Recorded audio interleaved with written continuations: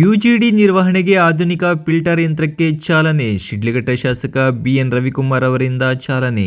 A bright future begins with the right education. Are you looking for the best place for your child to learn and grow?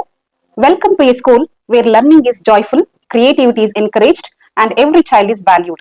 At our school, learning is joyful, meaningful, and inspiring. We focus on academics, creativity, discipline, and overall development.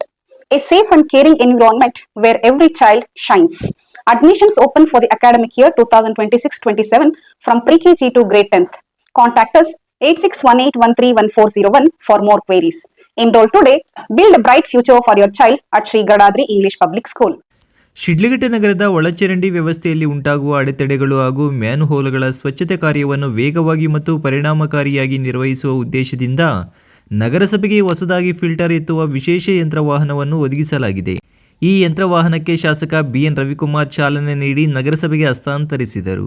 ನಗರದ ವಿವಿಧ ಭಾಗಗಳಲ್ಲಿ UGD ಪೈಪ್ಗಳಲ್ಲಿ ಕಸ ಹಾಗೂ ಮಣ್ಣು ಜಮೆಯಾಗುವುದರಿಂದ ನೀರು ಸರಾಗವಾಗಿ ಹರಿಯದೆ ಸಾರ್ವಜನಿಕರಿಗೆ ತೊಂದರೆ ಉಂಟಾಗುತ್ತಿತ್ತು.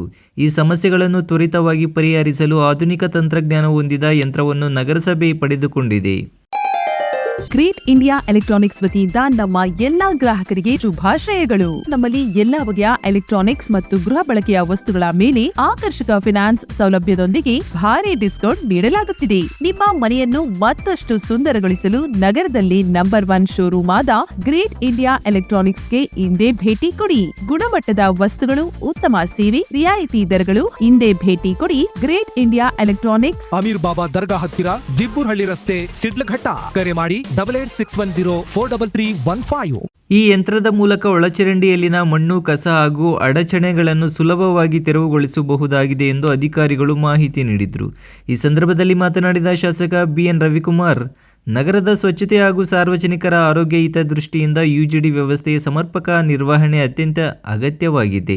ಹೊಸ ಯಂತ್ರದಿಂದ ನಗರಸಭೆಯ ಸಿಬ್ಬಂದಿಗೆ ಕೆಲಸ ಸುಲಭವಾಗಲಿದ್ದು ಸಮಸ್ಯೆಗಳಿಗೆ ತಕ್ಷಣ ಸ್ಪಂದಿಸಲು ಸಹಾಯಕವಾಗಲಿದೆ ಎಂದು ಹೇಳಿದರು. ಇನ್ನು ಈ ಸಂದರ್ಭದಲ್ಲಿ ನಗರಸಭೆ ಅಧಿಕಾರಿಗಳು, ಸ್ಥಳೀಯ ಜನಪ್ರತಿನಿಧಿಗಳು ಹಾಗೂ ಸಾರ್ವಜನಿಕರು ಉಪಸ್ಥಿತರಿದ್ದರು.